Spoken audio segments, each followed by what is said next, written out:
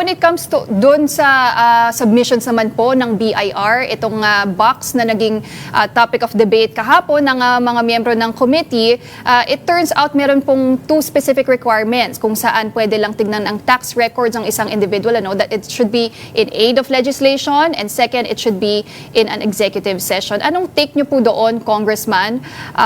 Pasok ba to doon nga sa aid of legislation, itong impeachment proceedings, or gray area yan? Alam mo ako, I beg to disagree with the opinion of the BIR Commissioner as well as some of my colleagues. But ang reason behind ko dito is yung Constitution. Why? Under the Constitution, we are mandated, we have the exclusive power to promulgate our own rules. And under our rules, we are allowed to issue compulsory processes. Now, ito pong bank record, itong BIR record na produce namin is a result of this compulsory process.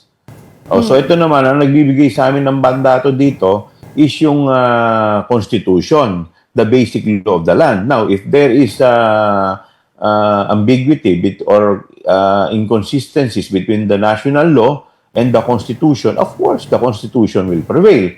But having said that, siyempre ayaw naman natin na ito'y magamit pa, itong gray area na to or itong legal issue na to magamit pa para sa possible TRO.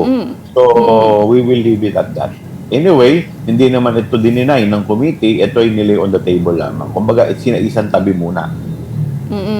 So, does that mean tatalakayin nyo pa po ito in the next hearing, Congressman? Or mas mabuting you just leave it to the Senate for them to tackle kung dapat nga bang buksan ito at kung may powers nga ang Kongreso na tignan ang tax records ng respondent?